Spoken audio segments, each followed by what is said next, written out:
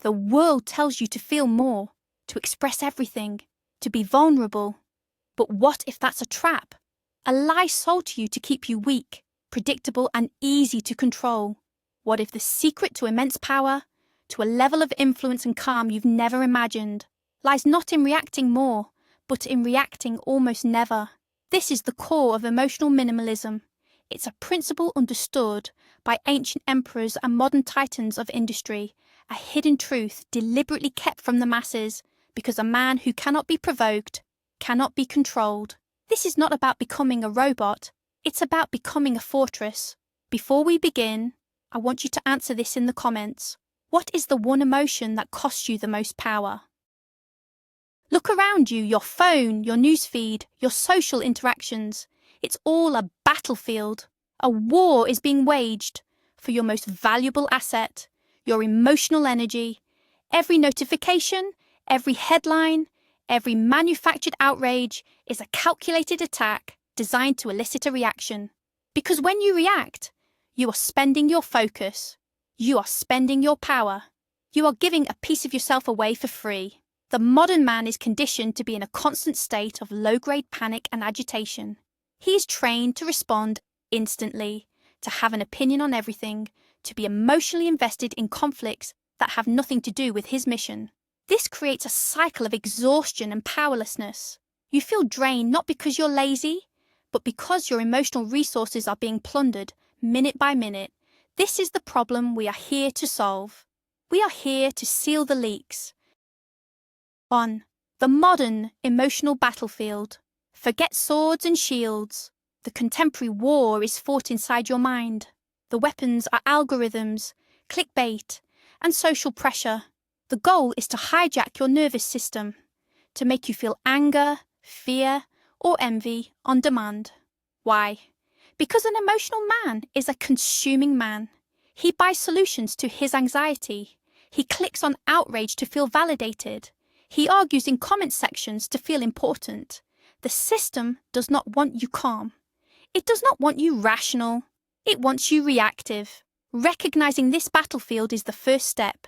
You are not just scrolling. You are navigating a territory designed to exploit your psychological triggers. Understanding this is not paranoia. It is strategic awareness. It's what separates the pawn from the player. 2. The myth of authentic reaction. We are told that our first, unfiltered reaction is the most authentic version of ourselves. This is a profound misunderstanding. Your initial reaction is rarely yours. It's a product of biology, conditioning, and external stimuli. It's a program running on old code, a knee-jerk reflex. True authenticity isn't in the uncontrolled spasm of emotion. It is found in the space between the stimulus and your response. In that space lies your freedom, your power to choose. The Stoic man doesn't suppress his initial feeling. He observes it, he interrogates it, and then he consciously decides how to respond, if at all. He chooses his own authenticity instead of letting a primitive reflex choose for him. This is the difference between being a character in your own story and being the author. 3. How reaction makes you predictable. A man who reacts to every provocation is a man with a user manual that everyone can read. They know what buttons to push to make you angry. They know how to bait you into a foolish argument. They know how to use your ego against you. When you are predictable, you are maneuverable.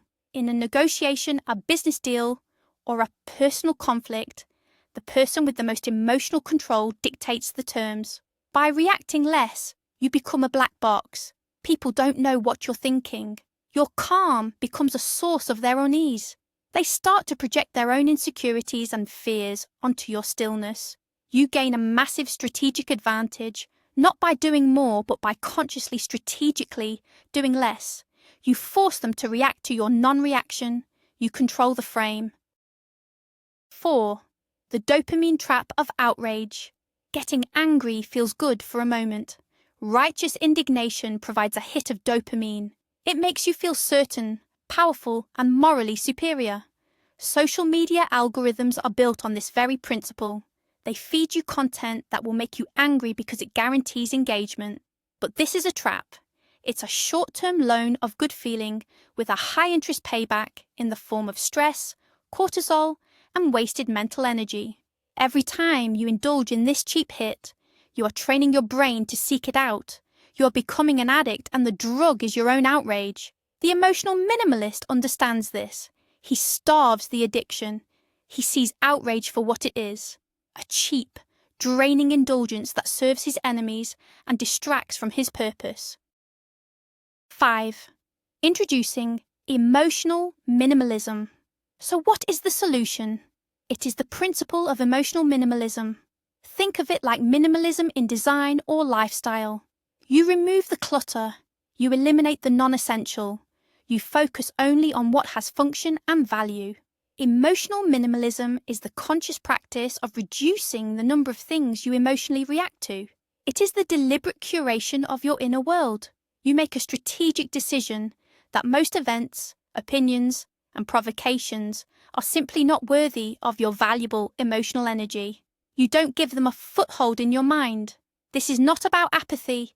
It is about an intense, disciplined focus on what truly matters to your mission. You save your energy for the very few things that are truly within your control and aligned with your goals. 6. It's observation, not suppression. This is the most critical distinction. A common mistake is to think that Stoicism means bottling up your feelings. This is incorrect and dangerous. Suppression is trying to force a feeling away. It creates internal pressure and eventually leads to an explosion. Observation, on the other hand, is a state of detached awareness. You see the anger rise, you acknowledge it. You might even say to yourself, there is anger, but you don't identify with it. You don't become the anger. You are the observer of the anger. Imagine you are standing on a riverbank, watching logs float by. The logs are your emotions. You can watch them come and go without having to jump into the river and be carried away by them. This is the practice. It is a skill, and it requires training. 7. The inner citadel, your mental fortress. The Stoics used the metaphor of an inner citadel. This is a fortress within your mind that no external event can breach. People can insult you. You can lose money. Plans can fail. But they cannot touch the citadel unless you grant them permission. Your reactions are the keys to the gate. Every time you react with uncontrolled rage or despair, you are handing the keys to an outsider. Emotional minimalism is the practice of guarding those keys. It is the daily work of reinforcing the walls of your citadel. This fortress is not built of stone, but of principles and perspective.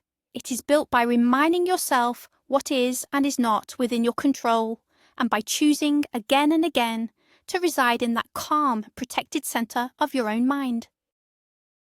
8. The modern dichotomy of control. The ancient Stoics spoke of the dichotomy of control, the idea that some things are up to us and others are not. In modern terms, think of it this way. You can control your code, but you cannot control the server's response. Your effort, your integrity, your mindset, your actions, that is your code. It should be clean, efficient, and robust. How other people react, the state of the economy, the weather, the outcome of an election, that is the server's response. It is external data. The amateur developer panics and gets angry at the server. The elite developer studies the server's response, learns from it, and then gets back to perfecting his own code. Your job is not to control the world. It is to control your response to it. 9. The power of the strategic pause. The most powerful tool in your arsenal is the simple act of pausing. When you feel a strong emotion rising, a flash of anger, a surge of anxiety, your programming screams for an immediate response. Your one job is to defy that programming, create a space. It can be 1 second.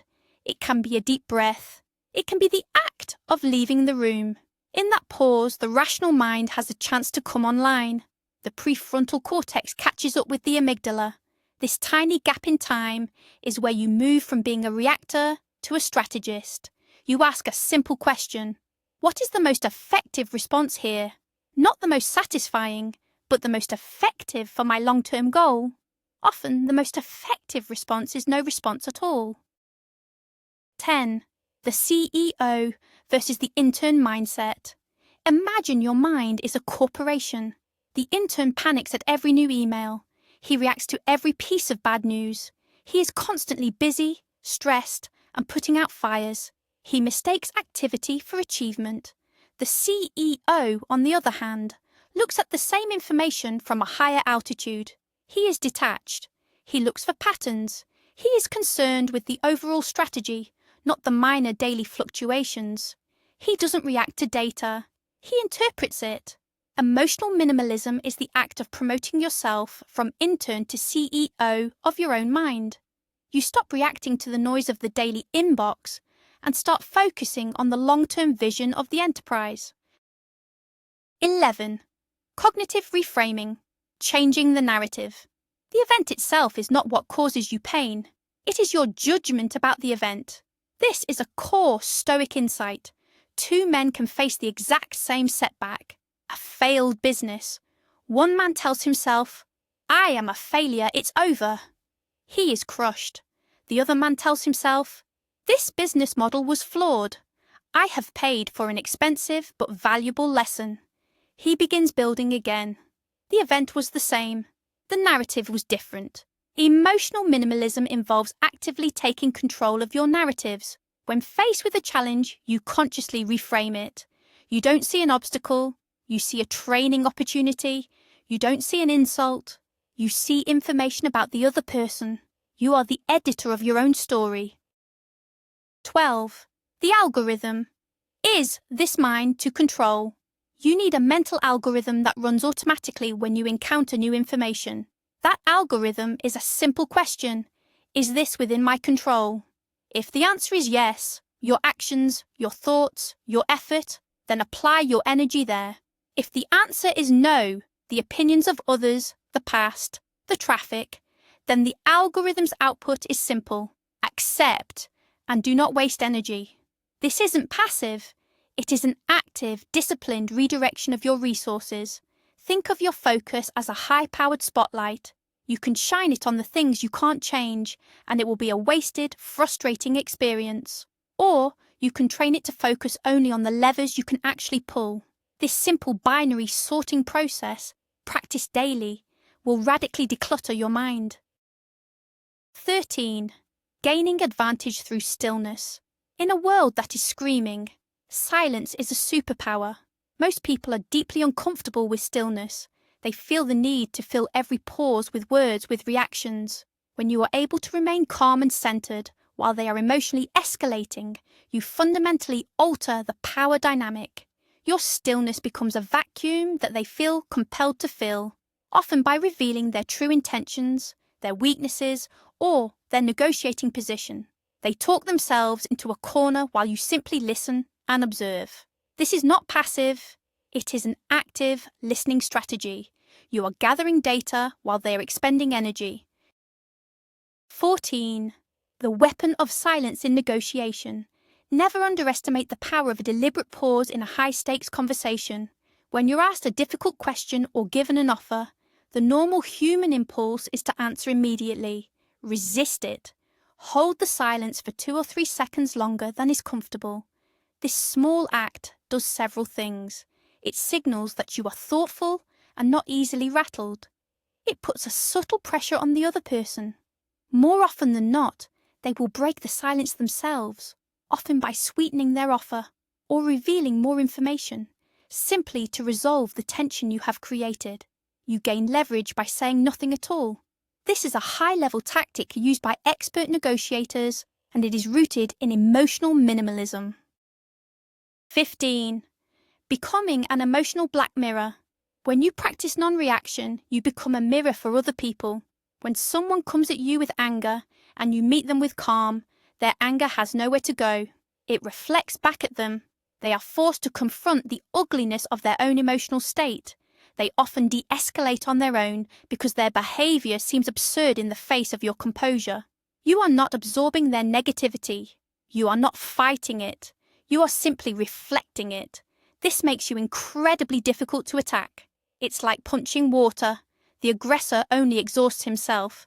You maintain your frame, your energy, and your dignity, while their lack of control is exposed for all to see. 16. Disarming others with your calm. True strength isn't about matching force with force. It is about absorbing and redirecting energy. A calm and centered presence is profoundly disarming to an aggressive or agitated person. It communicates on a subconscious level that you are not a threat, but you are also not a victim. You are in control of your own space. This calm can de-escalate conflicts before they even begin. People feel the stability in your presence, and it can, in turn, calm them down. You become the anchor in an emotional storm.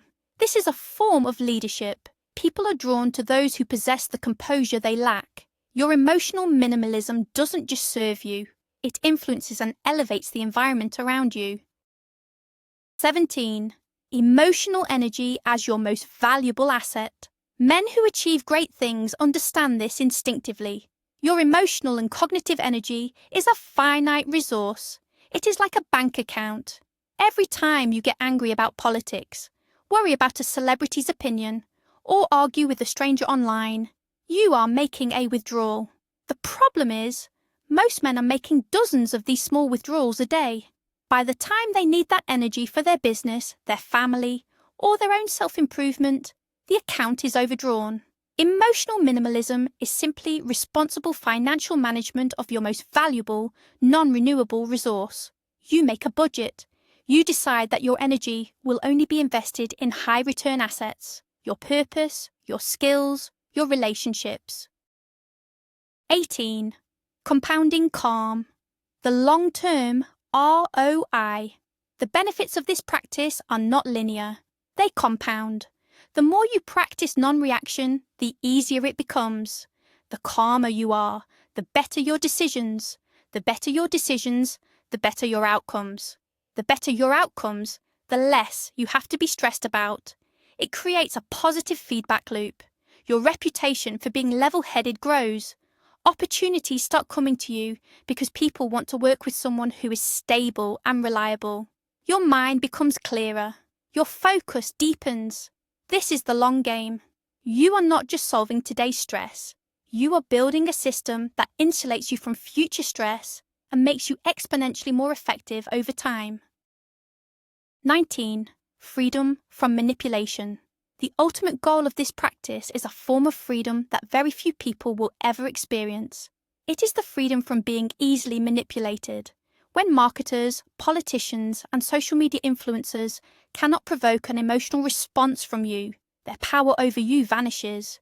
You see their attempts for what they are, crude plays for your attention and energy. You can observe the game without having to be a piece on the board. You are free to make decisions based purely on logic, reason, and your own values, completely unswayed by the emotional currents designed to pull the masses in a certain direction. This is what it means to be truly sovereign, to be the king of your own mind. 20. The final state, the unshakable man. What does it look like when this is all integrated? It's not a man who feels nothing. He feels everything, but he is not enslaved by it. He is the man who can receive bad news without crumbling. He can receive an insult without flinching. He can achieve a great victory without an inflated ego. He moves through the world with a quiet confidence that is not based on external validation, but on an unbreakable internal core. He is formidable not because of his aggression, but because of his composure. He has mastered the art of reacting less to gain everything that matters. This is not a distant ideal. It is the result of a daily practice. It is a state of being that is available to you, starting now. So we come to the final, unavoidable truth. Your reactions are a currency. Every day you choose how to spend them. You can hand them out freely to every distraction and provocation that comes your way, and you will remain poor in spirit and in power. Or you can choose to become a minimalist. You can choose to invest that currency only in what builds your empire of the mind. The ultimate power is not the ability to move mountains with a shout, but the ability to be unmoved by the chaos of the world. Feel that for a moment. That quiet strength, that unshakable core. This is not a philosophy you simply learn.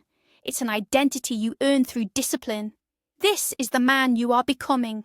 Thank you for investing your most valuable asset, your attention, with us today. If this resonated with your mission, subscribe to join the 1% of men who are building their own reality. And now, tell me in the comments, what is the first small thing you will stop reacting to starting today?